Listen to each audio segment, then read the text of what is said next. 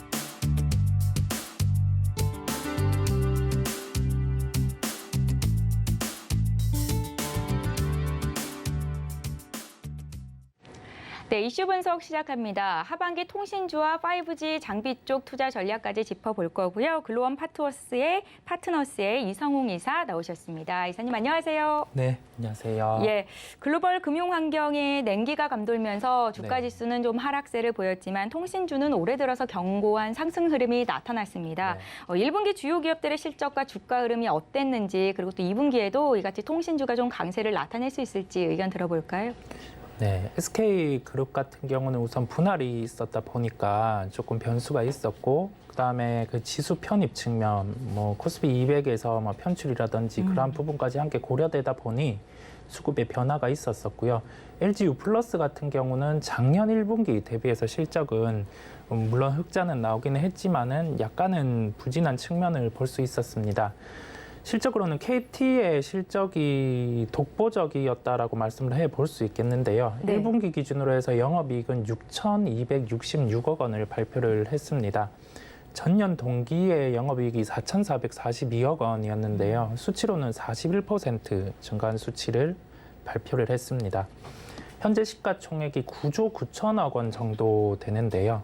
이게 순이익 측면에서 1분기에 한 4천억 원을 발표를 했어요. 예, 이러한 추세가 이어진다고 하면은 한 1조 6천억 원의 실적이 나올 수 있는 구조다 보니 여기에서 시가총액 같은 경우를 대입해봐도 아직 뭐 상승 여력 같은 경우는 남아 있는 구간이거든요. 네. 그렇다 보니 주가가 또 강세를 나타내는 걸 제가 확인을 할 수 있겠습니다. 통신주를 살펴볼 때는 그 가입자당 평균의 수익, 그러니까 그 지표가 가장 큰 포인트고, 그 다음에 그 새롭게 통신에 대한 네트워크, 그러니까 뭐 LTE라든지 5G를 도입했을 때는 비용이 많이 나가지만은 그 이후에는 이제 수익이 올라오게 되거든요. 지금은 그런 단계다 보니까, 그리고 초기에 5G 같은 경우에 예상했던 그런 캐펙스, 그러니까 장비라든지 그러한 투자 대비해서 조금 줄어들었다 보니 지금 같은 경우 통신주의 주가가 더 좋은 모습을 저희가 확인을 할 수 있겠고요. 가입자당 평균 수익 같은 경우도 KT가 우상향하는 흐름이 나타나고 있더라고요. 그렇다 보니 주가가 좋은 이유는 다 있구나라고 네. 한번 바라보면서 생각을 하게 되었습니다. 제가 시장을 함께 놓고 본다고 하면 그 증시 조정 시에 통신주 같은 경우는 기존의 방어주 측면이 부각되어 왔고요. 최근에는 이제 실적 흐름까지 긍정적인, 특히 KT 같은 경우는 그러한 흐름이 나타나면서 주가가 오늘 또 강세를 나타내는 걸 저희가 확인을 할 수 있었습니다. 다만 이게 2분기까지 실적이 이어질지 여부 같은 경우는 현재 시점으로 봤을 때는 그 통신사별로 차별화가 나타날 것으로 보여요. 네. 이게 뚜렷하게 어느 통신사가 낫다 이렇게 생각하기보다는 KT 같은 경우는 이번에 그 일회성이 이게 반영이 있었지만은 순수 실적으로 보더라도 지금 나빠질 수 있는 요인의 발생, 즉 뭐 투자라든지 이러한 부분이 과하게 책정될 게 없다 보니 2분기도 좋은 실적이 나타날 가능성이 높을 것으로 보입니다. 그러니까 하반기에 통신주 자체 3사가 다 내릴 건 아니고 네네. 종목별로 좀 차별화된 양상을 보일 거다라는 말씀이신 거죠? 네, 그렇습니다. 글로벌 증시가 전반적인 하락장에 진입을 해서 또 이런 경기 방어적인 성격의 통신주가 오른 건 아닌가라는 생각도 드는데요. 약세 전망의 배경에 외국인 수급이 빠질 수 없을 것 같습니다. 그런데 이제 KT 경우에는 로봇 사업에 진출하겠다라는 뜻을 내비쳤고 네. 뭐 LG U+나 SK텔레콤도 메타버스, NFT 쪽으로 시장 공략에 나선 상황인데요. 이 같은 신사업 확장이 외국인 한도 소진이라는 리스크를 좀 잘라낼 수 있지 않을까? 뭐 이런 생각도 좀 그죠. 드는데 어떻게 보십니까? 네, 외국인 한도의 변화의 측면은 언제나 있어 오기는 했어요. 예. 이게 한도가 언제나 있어 왔다 보니까 그 비율에 따라서 주가의 변동성은 언제나 있어 왔고요. 그 신성장 쪽에 초점을 더 맞춰본다면 네. 뭐 KT의 로봇 사업 같은 경우는 실제적으로 저희가 가게를 가봐도 지금 이용을 하는 가게가 있더라고요. 네, 서빙 로봇이라든지 네, 네. 그런 부분에 대해서 그 통신과 함께해서 활성화될 수 있는 사업이다 보니 일단은 생활에서 접해봤을 때는 괜찮다고 보였고요. 그 LG U+ 그리고 뭐 SK텔레콤 공통적이겠지만 메타버스라든지 NFT 이 확장은 필요하기는 한데 지금 시장에서 워낙 새로운 성장에 대해서 뚜렷한 부분에 대한 프리미엄을 부여하는 단계고 그 메타버스라든지 NFT, 특히 메타버스 같은 경우는 미국의 로블록스라든지 유니티 이런 기업이 고점 대비해서 주가가 많이 5분의 1 토막 예, 정도 예. 나는 흐름을 저희가 볼 수 있었거든요. 그렇다 보니 시장 환경 자체가 지금은 뚜렷하게 뭐 메타버스, NFT 이 부분에 대해서 성장의 프리미엄을 많이 부여하기에는 좀 부담을 느끼는 것 같아요. 물론 통신사들의 현금이 많다 보니 투자에 대한 거는 좋겠지만은 주가 측면에서만 놓고 봤을 때는 뭐 뚜렷한 프리미엄 요인은 아니고 이 사업 추진을 통해서 수익 확보가 어떻게 나타나는지 그 여부를 체크해 볼 필요가 있겠습니다. 통신주들이 이제 새로운 먹거리를 찾기 위해서 신성장 동력에 박차를 가하고는 있는데 네. 실적으로 나타내기까지는 좀 기다려야 된다라는 말씀이신 거죠? 네, 그렇습니다. 예, 알겠습니다. 통신주는 이 전통적으로 경기 방어주 성격이 강하고 배당주의 매력이 부각되지 않습니까? 네. 하반기에도 글로벌 긴축은 좀 예정이 되어 있는 상황이고 네. 어떤 모멘텀으로 또 언제 튀어오를지 모르는 상황이기 때문에 우리가 좀 안정적인 투자처로 통신주를 보자라는 의견도 있더라고요. 네네. 사보면 어떨까요? 네. 현금 측면, 지금을 고려를 해봤을 때 현금을 많이 가진 기업이 이런 구간에는 유리하거든요. 예. 왜냐하면 금리 인상기이기도 하고 여기에서 불확실성이 확대되는 그러한 측면이 있다 보니까 주가의 강세 같은 경우 미국에 비추어 봐도 시장이 흔들릴 때 현금이 확보되는 기업, 그다음에 현금을 보장될 수 있는 기업, 미국의 스펙주는 구조가 특이하다 보니까 그게 반영이 되다 보니 시장이 좋지 않을 때 스펙주 같은 경우가 신고가 나는 걸 확인을 할 수 있었거든요. 반대로 우리나라 같은 경우는 스펙주가 조금 구조가 다르다 보니 뚜렷하게 그 부분은 반응은 하지 않았고, 다만 이제 현금 비중이 높고 뭐 배당 성향이 높은 뭐 현재 주가 시점에서 미리 배당을 논하기에는 그렇지만은 네. 이 1분기 실적만 놓고 본다고 하면은 뭐 KT의 배당 성향 같은 경우는 작년 대비해서 높을 가능성이 높습니다. 그렇다 보니 이게 통상 배당주 측면에서 접근을 할 때는 뭐 가을 이 정도 기간에 접근을 하는 게 훨씬 낫거든요. 네. 네, 그 측면을 놓고 봤을 때는 뭐 하반기에 배당주의 측면으로도 통신주 중에 KT는 접근이 가능할 것으로 보입니다. 예. 저희 그럼 통신주 말고 이제 통신 장비주 쪽으로 의견을 좀 여쭤보겠습니다. 5G 통신 장비주가 그간의 부진을 털고 반등에 성공할 수 있을지도 주목되고 있는 상황인데요. 특히나 해외 시장에서의 선전이 기대가 된다라고 합니다. 그런데 해외 수주가 이뤄지고 매출로 연결이 되기까지는 통상 뭐 2에서 9개월 정도의 시간이 걸린다고 하던데요. 1분기 주요 기업들의 실적은 어떠했을까요? 전반적으로 부진했습니다. 특히 예. 뭐 실적에 부침도 있었고 하다 보니 그 측면이 시장에서 주가로는 가만히 된 것으로 보이고요. 뭐 시장 조정과 함께 반영이 주가도 안 좋았잖아요. 네, 되기도 예. 했고, 그다음에 시장 참여자들이 실적이 좋지 않은 걸 알다 보니까 뚜렷하게 뭐 매수세가 없었던 거죠.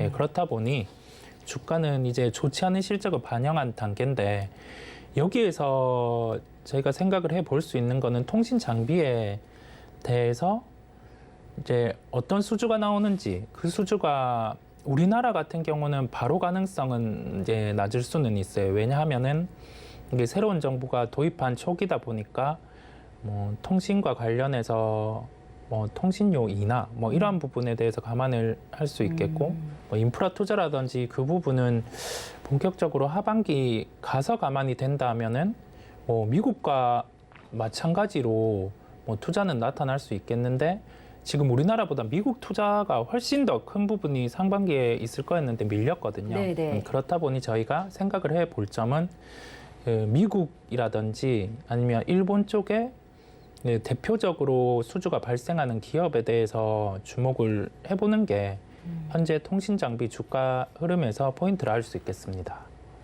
그러면 일본과 미국 쪽으로 대표적으로 수주가 예상되는 기업들은 어떤 기업들이 있어요?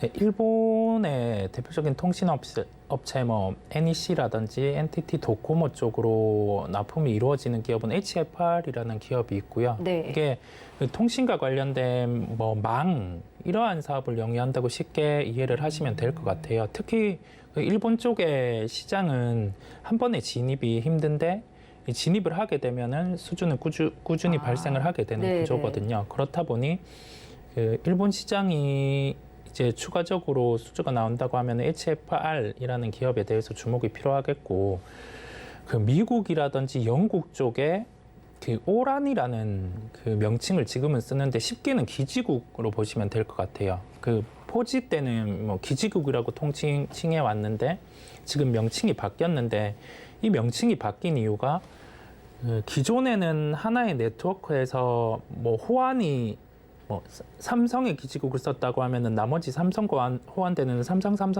뭐 이러한 그 관련된 부품들이 붙었다고 하면은 네. 그게 오란이라는 게 오픈된 그 기지국이라 생각을 하시면 되거든요. 이제 그 만약에 그 하나의 기업의 기지국을 쓰면은 다른 기업의 부품까지 함께 이렇게 연결해서 쓸 수 있는 그러한 구조입니다. 그렇다 보니 지금 5G 환경에 와서 그게 쓰이는 빈도가 높아졌고요.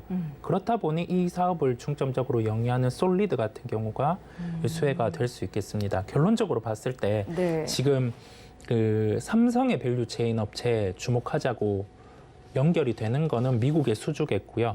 그다음에 일본 같은 경우는 뭐 HFR 독자적으로 이렇게 연결해서 수주를 발생할 수 있다 보니 솔리드와 HFR을 말씀드리게 되었습니다.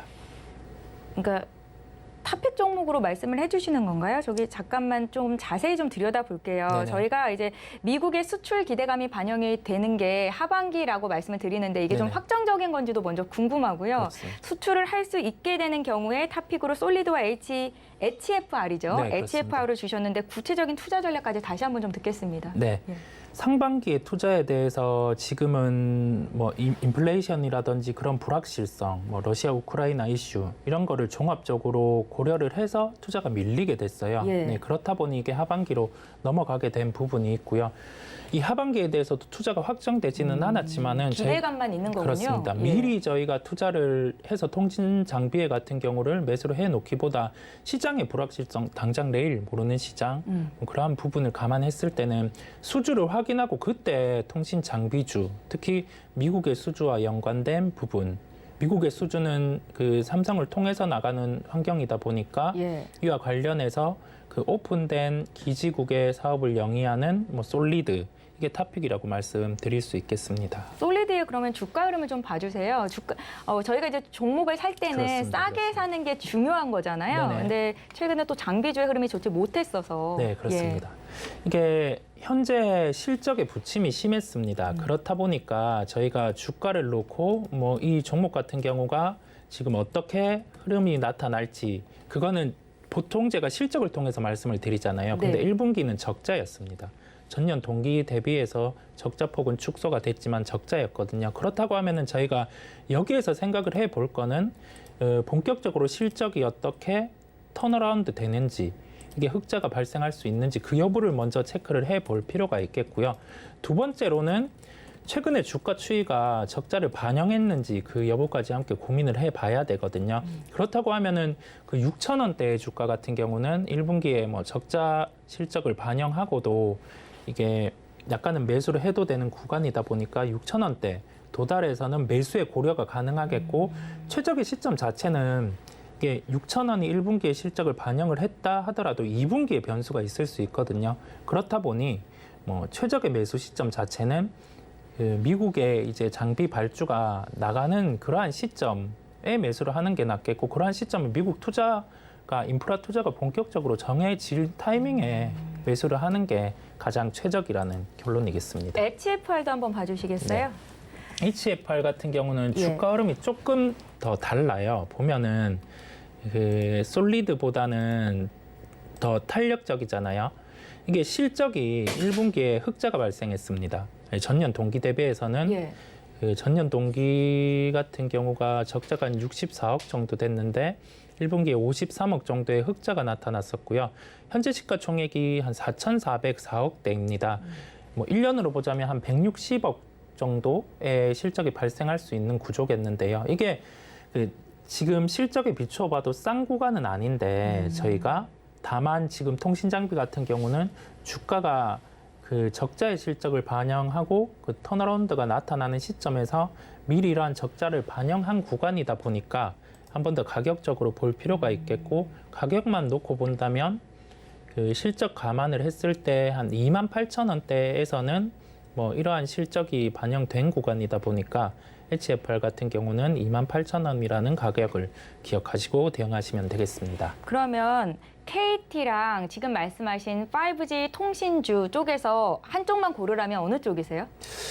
지금 현재 시점에서는 KT가 낫겠고요. 왜냐하면은 예. 좀 실적으로 보여줬고 2분기 실적까지 연속성이 있을 수 있기 때문에 지금 시장 환경에서는 실적에 반응을 하는 장이거든요. 네네. 확실한 실적에 반응하는 장이다 보니 지금은 그 통신주 중에 KT가 낫겠고요.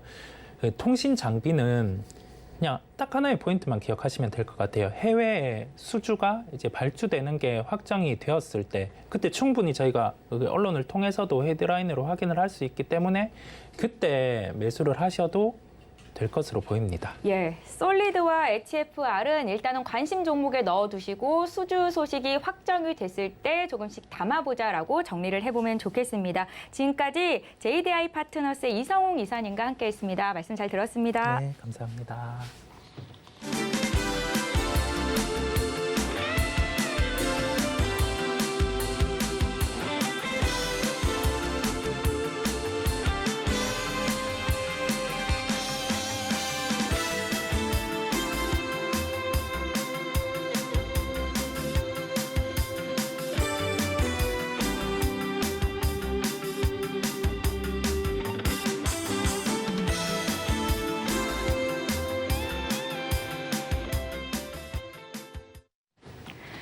네, 키워드 식스센스 시간으로 이어가겠습니다. 지금 코스피 코스닥 모두 오름세를 이어가고 있는 상황인데요. 인베스팅 코리아의 민푸름 연구원 연결할게요. 연구원님 안녕하세요. 안녕하세요. 반갑습니다. 예, 항상 금요일 이 시간에 연결이 되는데요. 오늘 장 흐름은 어떻게 보고 계신지 키포인트와 함께 말씀 부탁드릴게요. 네, 전일 미증시가 굉장히 좋게 마감을 했습니다. 뉴욕 증시가 강세를 보임에 따라서 우리나라도 금일 강세 출발은 했으나 그 미국 증시처럼 시원한 어떤 이런 모습은 좀 보이지 않은 좀 답답한 장이 아닌가 하는 생각이 좀 듭니다. 미국 증시 같은 경우에 이제 강세를 띈 이유가 사실 조금 애매모호합니다. 전일 이제 GDP 잠정치긴 하지만 그 지수가 그 예상치보다 이제 하회하는 바람에 이제 좀 안 좋게 나왔음에도 불구하고 유통업체 호실적으로 인해서 강세를 보였는데 그 유통업체가 이제 뭐 아마존 같이 엄청난 큰 어떤 그 정도의 규모는 아니지만 이 백화점이거든요. 백화점 업체의 호실적. 그러므로 이제 소비가 좀 이제 괜찮다, 뭐 이런 분위기가 형성돼서 투자 심리에 호조세를 좀 보였던 게 아닌가 싶습니다. 다만 이제 저가 매수세 유입하면서 이제 기술적 반등이다, 뭐 이런 식의 좀 폭발적인 반등세를 보였기 때문에 또 추가적인 이 차익 실현 매물이 나올 수 있는 부분도 꼭 염두에 두셔야 되고요. FOMC 의사록이 이번 주에 이제 공개가 되면서 좀 이제 또 자이언트 스텝에 대한 우려감은 좀 해소가 되는 모습을 보이고 있습니다. 금일 국내 증시도 강세 출발해서 결국엔 2630선을 잘 지켜주는 모습은 보이고 있습니다. 물론 다음 주 장세를 잘 봐야겠지만 오늘 이렇게 장세가 잘 좋으면서 좀 전체적인 상승하는 종목들이 많았습니다. 코스피 같은 경우에는 외인과 기관이 지금 동반 순매수세를 보여줬고, 이제 코스닥 같은 경우에는 외인의 매도세가 있었지만, 이제 개인과 기관의 매수세로 좋은 흐름 좀 지켜주고 있는데, 오늘 일단 키포인트를 보면 지금 아프리카 돼지 열병이 굉장히 좀 핫했어요. 올해 이제 첫 아프리카 돼지 열병이 발생을 하면서 요 관련주들이 이제 우리가 보통 알고 있는 사료, 곡물, 매크로 이슈로 돌아가는 이 관련주랑 굉장히 겹쳐있는 부분이 많습니다. 그래서 뭐 체시스, 한일사료, 뭐 이글백, 팜스토리 이런 종목들이 많이 이제 강세를 보였는데 이제 시작이죠. 아프리카 돼지열병 같은 경우는 이제 여름이 이제 다가오고 계속해서 또 조류 독감이라던가 이런 식의 좀 바이오 관련주들을 우리가 또 유심 있게 봐야 되는데 이 부분에 있어서는 약간 테마주적인 성격이 있기 때문에 장기적인 관점보다는 오늘의 이런 이슈나 이런 오늘의 하루의 어떤 이 강세 길게 보는 것보다는 좀 단기적으로 접근하는 게 맞다고 보고 있고요. 그다음에 오늘 이제 일본의 그 관광객 입국 허용 소식에 이제 리오프닝 관련주들 좋은 흐름 보였습니다. 여행이나 항공, 카지노 이것뿐만이 아니라 뭐 이제 TJ 미디어나 뭐 이제 전체적인 리오프닝 섹터들이 좀 강세를 보였는데요. 일본이 그동안 이제 그 코로나 확산세 때문에 외국인 관광객을 계속 중지해 왔죠. 관광을 중지하다가 다음 달 10일부터 이제 재개한다는 소식인데 우리나라에 이제 일본 관광객들이 유입이 되고 또 이런 게 활발해지면서 다시금 이 리오프닝 기대감이 조금 이제 시장의 주목을 받지 않았나라고 이제 해석을 할 수 있겠습니다. 마지막으로 지금 계속해서 식량 가격은 상승세가 지속이 되고 있습니다. 곡물가도 역시 마찬가지로 이제 최근에 이제 인도가 이제 설탕을 수입 제한, 수출 제한 조치를 좀 이렇게 취하고 또 역시나 이거에 또 맞춰서 음식료 업종 이제 섹터들도 좀 강세를 보였는데 이 곡물가 상승세는 계속해서 좀 장기화적으로 지속될 것으로 보이기 때문에 이것도 계속해서 대한제당 사주동화원, 팜스토리 오늘은 이제 두 가지가 좀 겹쳐 있는 것 같아요. 이런 곡물 가격이랑 이제 아프리카 돼지 열병의 일부분이 있는데 이 관련주들은 계속해서 시장에서 한 번씩 이렇게 강세를 좀 보여줄 확률이 높다라고 볼 수 있겠습니다. 예, 오늘장 한마디야 키워드 분석까지 들어봤습니다. 이제 본격적으로 키워드 식센스 시간 이어갈 텐데요. 어떤 키워드 선정하셨을지 화면으로 함께 만나보시죠. 강원 홍천군의 한 돼지 농장에서 이 아프리카 돼지열병이 발생했다라는 소식이 전해졌습니다. 아프리카 돼지열병 키워드 주셨고요. 다음 달부터 일본 관광이 가능해지죠. 일본의 관광객 입국 허용 소식 키워드. 여기에 필라델피아 반도체 지수 급등의 강세를 보이는 반도체 키워드. 인도 설탕 수출 제한으로 설탕 키워드도 주셨고요. WHO가 원숭이 두창 경계 강화를 촉구하고 나섰습니다. 원숭이 두창 키워드 마지막으로 중국 기업 관련해서도 주셨는데요. 상하이 봉쇄 완화 및 해제 임박에 강세를 보이는 종목들 선정하셨습니다. 저희 바로 이어서 오늘 키워드 식스센스에서 선정한 특징주 볼까요? 아프리카 돼지열병 키워드로는 한일 사료를 리오프닝 기대감이 반영되는 파라다이스, 반도체 쪽에서는 ISC, 설탕 키워드로는 대한제당, HK 이노엔 등 봤고요. 또 세 가지 종목에 대한 투자 의견 들어볼까요? 예. 저희가 세 가지 종목을 선정을 했는데요. 하나하나 좀 살펴보겠습니다. 한일 사료부터 보겠습니다. 사료주를 또 한 번 들어 올리는 소식이 전해졌죠. 아프리카 돼지열병이라는 한일 사료에 대한 의견 여쭤봅니다. 고일까요, 스탑일까요? 네, 오늘 스탑입니다. 이제 한일 사료가 그동안 너무 굉장히 급등을 했기 때문에 이제 가격 조정과 시간 조정이 좀 같이 와 있는 상황이었습니다. 아까도 말씀드렸다시피 돼지열병이라는 재료도 있고 그다음에 이제 똑같이 이 곡물가 상승으로 인해서 이 한일 사료도 역시 또 같은 상승 모멘텀으로 작용을 했는데 현재 주가가 지금 거의 상한가 근처까지 와 있는 상황이고 저항 받을 자리에서 지금 저항을 받고 있는 거거든요. 볼린저 밴드 상단세에서 저항을 받고 있고 충분한 시세 분출이 이루어졌기 때문에 다음 날 이제 단기적인 차익 실현 매물이 출하될 가능성이 굉장히 높고요. 이 급등에 따라 있기 때문에 좀 지금 고를 하는 거는 조금 이제 보유자의 영역이 아닌가라는 판단을 하고 있습니다. 그리고 계속해서 이 아프리카 돼지 열병이나 이제 식량 가격으로 인한 이 강세는 꾸준하게 한 번씩 보여주긴 하겠지만 그게 얼마나 계속 자주 빈도수가 잦을지는 우리가 예상을 할 수는 없죠. 하지만 이 지금은 굉장히 좀 높다라고 보고 있고 만약에 이제 주가가 이제 어느 정도 오늘 급등에 대한 조정값이 나온다면은 계속해서 관심 종목이 높고 지켜보는 건 괜찮다. 하지만 굉장히 단기적인 접근을 해야 되기 때문에 그 변동성과 리스크는 꼭 염두에 두시고 접근하셔라라는 말 드리고 싶습니다. 예, 다음 키워드 이어보겠습니다. 일본 여행이 재개된다라는 소식에 오늘 리오프닝 키워드로 파라다이스를 주셨는데요. 카지노 업체죠? 고일까요, 스탑일까요?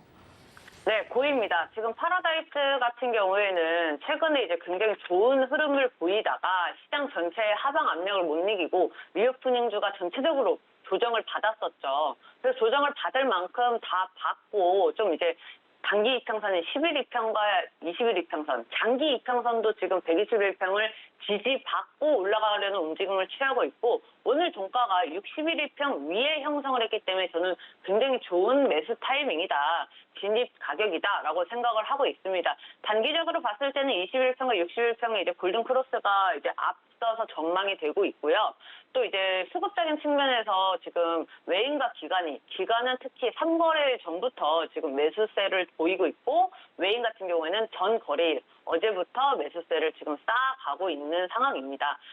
결국엔 이 파라다이스가 오늘도 강세를 보였던 이유는 아까 말씀드렸던 이제 일본의 그 관광객들 허용 이 소식 때문인데 파라다이스 자체는 일단 그 이제 외국인 전용 카지노 운영 업체죠. 그렇기 때문에 이 해외 여행과 굉장히 연관성이 짙습니다. 그래서 이 외국인 입국 재개로 인해서 VIP 고객의 이제 이 회복이 되면 실적이 개선할 수 있는 기대감이 형성되면서 이 주가가 좀 이제 급등세를 보이고 있는 것으로 판단이 되고 오늘 종가가 이 61평 위에 형성이 되어 있기 때문에 계속해서 좋은 좀 기대감 이어질 수 있다고 보고 있습니다. 예, 파라다이스에 대한 투자 의견까지 들어봤습니다. 오늘 급등세를 보이는 종목들 어떤 이슈가 있는지 투자 의견까지 들으실 수 있는 시간 함께하고 계신데요. 이제 마지막 키워드는 국내 상장 중국 기업 중에서 헝성그룹을 주셨거든요. 고일까요, 스탑일까요? 네, 저는 스탑이라고 생각을 하고 있습니다. 지금 요즘에 이제 중국 증시가 굉장히 혼돈 그 자체죠. 중국이 봉쇄를 시작을 하면서 사실 그 전부터 중국의 어떤 우리 전체적인 이제 경기 침체에 대한 우려 때문에도 중국이 타격을 받다가 코로나 확산세가 좀 길어지면서 코로나 제로 정책으로 인해서 봉쇄를 했습니다. 그 여파로 이제 추가적인 낙폭은 있었습니다. 중국도 지금 이제 물가를 잡아야 인플레이션이나 어떤 이 양적 긴축 정책을 해야 되는 마당에 지금 이 봉쇄 조치로 인해서 더더욱 침체 우려가 심해지고 있고 경기 이제 투자 심리 자체와 이 나라 전체가 지금 또 다시 완화 정책을 해야 되는 거 아니냐 이런 우려의 목소리가 커지면서 지금 조금씩 완화 정책을 하고 있죠. 그러면서 더불어 이제 중국하고 연관돼 있는 섹터들이나 종목들이 요즘 들어서 조금 이렇게 시장의 주목을 받고 있긴 하거든요. 그리고 왜냐하면 지금 중국의 상하이 봉쇄가 조금씩 완화하고 있다, 해제하겠다 이런 분위기를 계속 풍기기 때문입니다. 지금 그런데 결국에는 이 우리나라에 있는 중국 관련 종목들은 이 완화를 하는 기대감에 가고는 있지만 이게 거의 모래성에 관한 이제 모래성 같은 급등이라고 볼 수 있죠. 실제로 이 중국이 오픈을 하게 되면 봉쇄가 완화가 되면 이 기업들이 또 매출을 찍을 수 있을까 없을까랑은 전혀 무관하게 완전히 테마성으로 지금 가고 있는 종목들이 많기 때문에 저는 지금 스탑을 외치고 있는 거고요. 지금 헝세영그룹 같은 경우에는 시총이 260억 정도 됩니다. 우리가 흔히 말하는 이제 동전주라고도 하기도 하고요. 테마주 중에서도 굉장히 변동성이 클 수밖에 없는 종목들입니다. 이 중국 기업 관련주들은 대부분은 지금 다 이렇게 동전주라고 얘기할 수 있을 만큼 시총이 굉장히 가볍기 때문에 그 시장의 이제 유동성과 변동성의 폭을 개인이 감당하기에는 사실 좀 어려운 위치 속에 있다고 저는 생각을 하고 있습니다. 헝성그룹 같은 경우에도 지금 계속해서 작년 매출, 영업이익, 순이익 다 적자이고, 그다음에 이제 자회사도 마찬가지로 이제 계속해서 실적은 그렇게 좋은 편이 아닙니다. 그냥 단순히 상하이 봉쇄가 조금 완화된다. 이러한 분위기 하나 가지고 이제 오늘 급등을 했는데 사실 오늘 종가는 차트적으로 봤을 땐 나쁘지 않습니다. 주요 이평선 위에 종가를 형성을 했고 또 이제 그 양봉으로 이렇게 마감을 했기 때문에 추가적인 상승을 또 보여줄 수는 있으나 굳이 이런 동전주에 이런 시총이 정말 가벼운 주에 내 돈을 투자한다? 이거는 조금 고려해가면서 가야 된다고 생각을 하고 있고요. 지금 이 중국 관련 섹터에서 대표적인 게 사실 화장품이죠. 화장품의 어떤 저출산 이런 섹터인데 화장품도 지금 힘을 못 쓰는 마당에 이런 중국 완화 조치에 의해서 중국 기업 관련주들의 접근은 조금 더 보수적으로 접근을 해야 된다고 저는 의견을 제시해드리고 싶습니다. 예, 민프로 전문가님 키워드 특징주 시간에 고 의견 주셨던 게 더 많았던 것 같은데 오늘은 스탑 의견이 2개였습니다. 키워드가 거의 다 테마성으로 움직이다 보니까 그런 것 같은데요. 최근 시장 흐름이 좀 반영된 결과가 아니었나 싶습니다. 그중에서 오늘 반도체 쪽도 유심 있게 보시는 것 같아서 한번 여쭤볼게요. ISC에 대한 투자 의견도 스탑일까요? ISC 같은 경우에는 조금 더 기다리셔야 됩니다. 왜냐하면 지금 아주 좋은 자리를 돌파를 했어요. 근데 이 돌파를 하고 안착을 했는지 안 했는지는 알 수가 없습니다. ISC 같은 경우는 테스트 소켓 업체죠. 그 중에서도 시장 점유율이 굉장히 높은 회사이기 때문에 기업 자체는 굉장히 좋고 비전도 좋고 전망도 좋습니다. 그리고 수급 또한 역시 오늘 이렇게 음봉으로 전환을 했지만 오늘도 기관은 이제 매수세가 들어왔기 때문에 꾸준히 좋을 것 같아요. 하지만 정말 유리한 지금 매수 타이밍을 잡으려면 아직은 스탑이라는 의견을 드리고 싶은데, 왜냐하면 지금 38,600원 요 부분을 돌파를 했기 때문입니다. 지금 종가 형성한 부분이 이 볼린저 밴드 상단선 위에 형성이 되어 있기 때문에 이 주가 회귀 본능에 의해서 단기 이평선 쪽으로 조정이 올 확률도 있습니다. 그래서 한 번에 눌림목을 줬을 때 다시 한번 이제 그때 매수 타이밍을 준다고 저는 생각을 하고 있고요. ISC는 저는 당연히 4만 원 이상 한 5만 원까지도 바라볼 수 있는 종목이라고 생각을 합니다. 지금 우리 반도체 섹터 같은 경우에는 이 미국의 필라델피아 지수 의견 때문에 이제 이 상승에 의해서 영향을 많이 받는데, 그거 말고도 이제 자립성을 좀 이렇게 일으킬 수 있는 호재거리가 계속해서 좀 나와야 좀 이 5만 원까지 충분히 갈 수 있지 않을까 생각을 하고 있습니다. 어쨌든 결론을 말하자면 ISC 같은 경우에는 저는 지금도 굉장히 좋게 보고 있습니다. 예, 오늘은 4가지 종목에 대한 특징들 살펴봤다라고 보시면 좋겠습니다. 지금까지 인베스팅 코리아의 민푸름 연구원과 함께했습니다. 고맙습니다.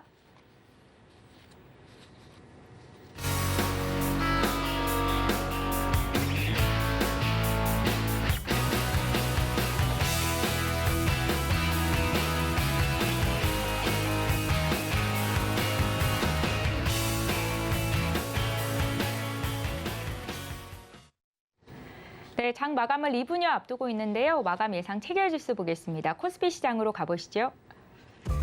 예, 오늘 코스피 지수는 0.9% 상승한 2,636선에서 거래를 마칠 것으로 보입니다. 1등 흐름 보실까요? 미국 증시 상승 속에서 오늘 국내 증시 양지수 모두 오름세로 출발이 됐었는데 오름폭이 다소 줄었지만 그래도 코스피는 1% 가까운 상승세로 마무리가 될 것 같습니다. 수급 상황 보시죠. 개인들은 팔았지만 기관과 외국인이 사주면서 지수를 끌어올렸습니다. 기관이 5천억 원 넘게 순매수를 기록 중인 가운데 외국인도 1,320억 원 주식을 담고 있습니다. 시가총액 상위 종목군 움직임도 보시죠. 1위 삼성전자가 0.76% 오르면서 66,400원 선 거래가 되고 있고요. 어제 4%대나 급락을 줬었던 SK 하이닉스 반발 매수가 들어오면서 3% 가까운 오름세를 나타냅니다. 10만 원 선 초반에서는 사야 된다라는 인식이 강하게 나타나고 있는 것으로 분석이 됩니다. LG 에너지 솔루션은 어제 종가 수준이고요. 삼성 바이오로직스 0.7% 조정인 반면에 삼성전자 우선주 쪽으로도 매기가 집중됩니다. 다음 종목 더 보실까요? 네, 네이버의 주가 1.5% 상승, 여기에 카카오의 주가도 강보합권에 있고요. LG화학의 주가가 3% 오르면서 55만 원 선 회복이 됐다는 것도 특징적입니다. 코스닥 상황 보시죠. 코스닥 지수는 0.27% 오르면서 873선에서 거래를 마칠 것으로 보입니다. 수급 상황 살펴보시죠.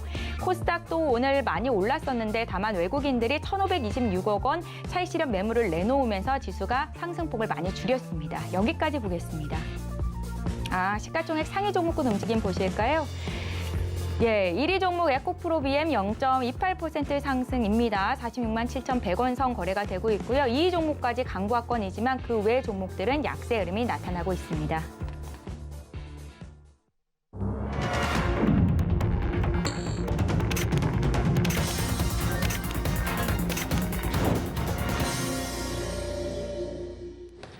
네, 신의 한수 이정수 파트너와 함께 오늘 마무리 전략 짜겠습니다. 안녕하세요.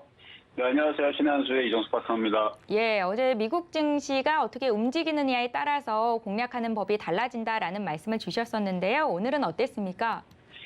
그렇죠. 어제 미국 시장이 안 빠지고 일단 반등을 줬습니다. 그렇기 때문에 오늘 우리나라 시장이 단타가 나왔던 건데요. 어제 미리 말씀드렸던 부분이고, 장이 근데 좋지는 않아요. 그거는 일단 알고 가셔야 됩니다. 자, 먼저 미국 시장부터 잠깐 한번 분석을 해보겠습니다. 자, 미국 시장 어제 이제 그 소비에 대한 우려가 감소가 됐다라는 이슈로 좀 반등을 줬는데, 그런 우려가 감소가 되면서 호재가 나왔으면 2.6%가 갈 게 아니고 어제 7에서 10%가 갔었어야 되는 거예요. 조금 간 겁니다. 많이 빠졌기 때문에 이걸 기술적 반등이라 그러죠. 그러니까 아직 미국 시장은 좋아졌다 내지는 안전을 보장하는 굉장히 강한 모습은 아니고 또 재차 또 하락할 수 있는 얼마든지 그럴 수 있는 기술적 반등 수준에 머무는 정도밖에 되질 않습니다. 그렇기 때문에 이게 또 며칠 움직였다가 또 다음 주 정도 되면은 뭐 소비에 대해서 뭐 우려가 감소됐다는 얘기가 또 거꾸로 돼가지고 또 우려스럽다 내지는 경기 둔화가 된다, 뭐 스태그플레이션이다, 뭐 물가가 폭등한다, 또 이런 얘기로 분명히 또 빼기는 할 겁니다. 그거를 알고 매매를 하는 거예요. 그래서 지금 시장의 매매는 제가 게릴라 매매법이라고 이름을 정해놨는데 사실 뭐 처음 정한 건 아니고요. 이런 식의 시장이 있을 때마다 이제 이런 얘기 많이 하잖아. 방망이를 짧게 잡고 단타치라고. 뭐 그런 거랑 똑같은 건데 이제 게릴라도 치고 빠지기를 잘해야 되기 때문에 동해번쩍 서해번쩍 종목들이 이쪽 저쪽이 움직이죠. 쫓아는 가면 안 됩니다. 움직이는 걸 보고 안 움직이는 종목을 들어갔다가 욕심내지 말고 적당히 먹으면, 그래서 아주 초단타는 사람들은 1% 먹고 파는 것도 가능해요. 초단타는 1%, 단타는 3에서 5%, 단기는 5에서 10%, 뭐 요 정도 그 단기 이상 스윙인데 지금은 스윙 시장이 많지 않습니다. 초단타나 단타나 단기나. 욕심이 나면 한 5에서 10% 정도 먹겠다 생각하고 들어가면 되고, 욕심이 없으면 1% 먹고 단타 치는 거예요. 지금은 초단타. 그런 이제 게릴라 전법이 먹히는 지금 장인데요.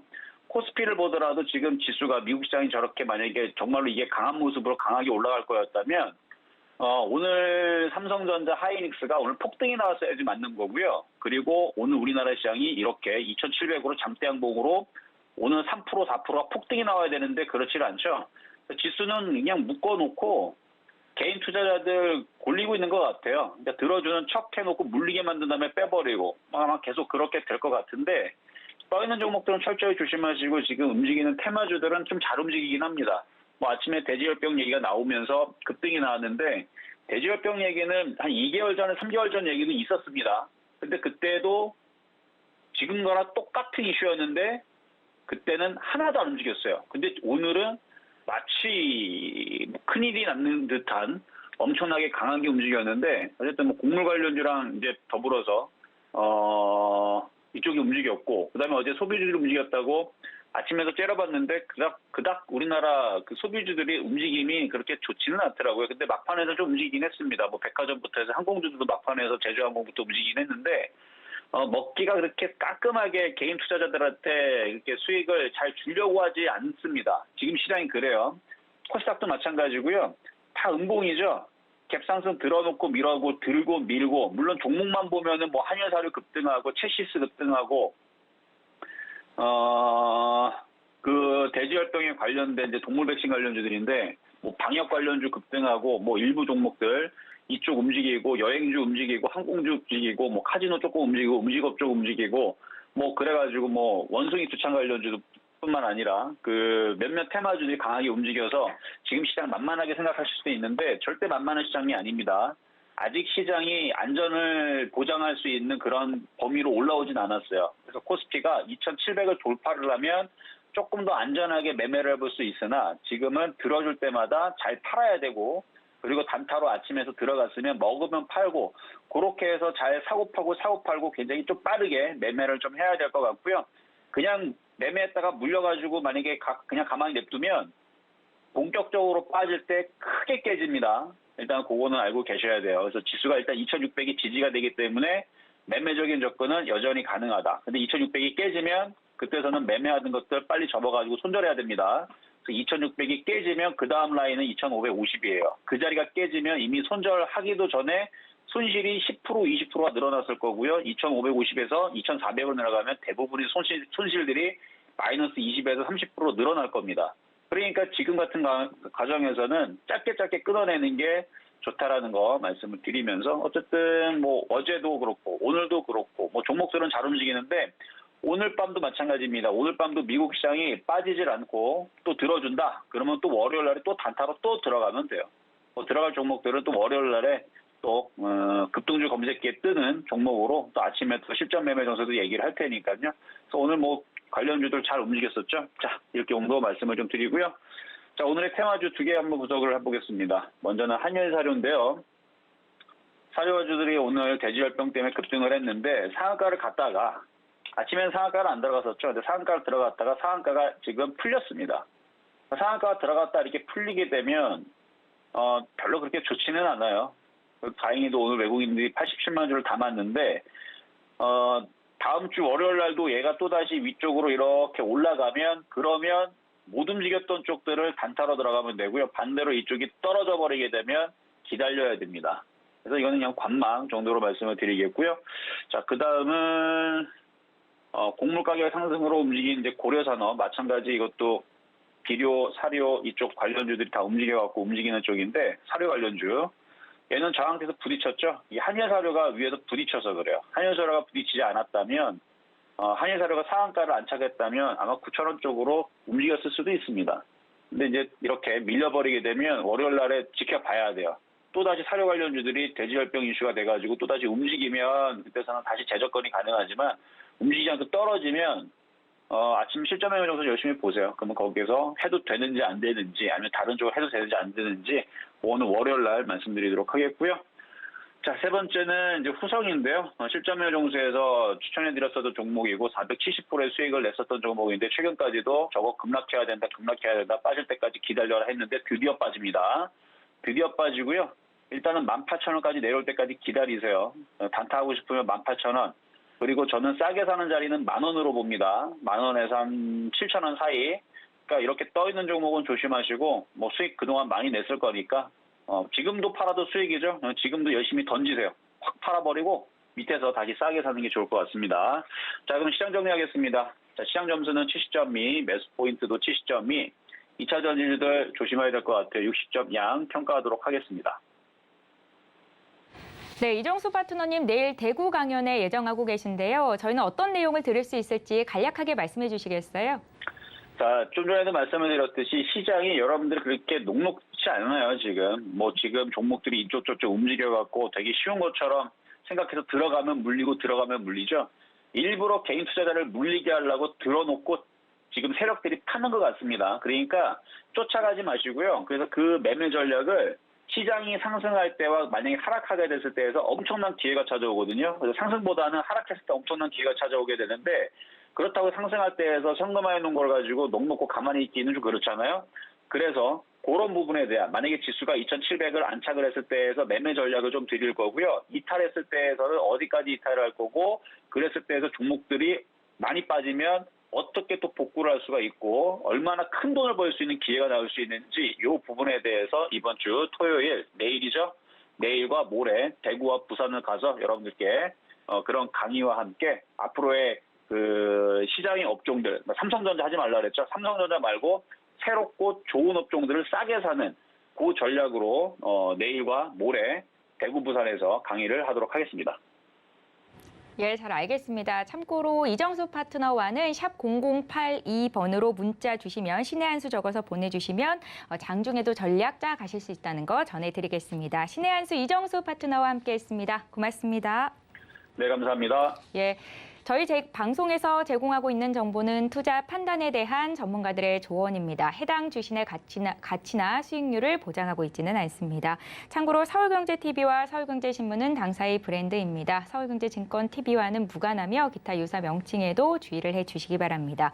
5월 7일 금요일장 마감이 됐습니다. 한 주 동안 고생 많으셨고요. 마감 임박 60분의 승부는 다음 주 이 시간에 돌아오겠습니다. 고맙습니다.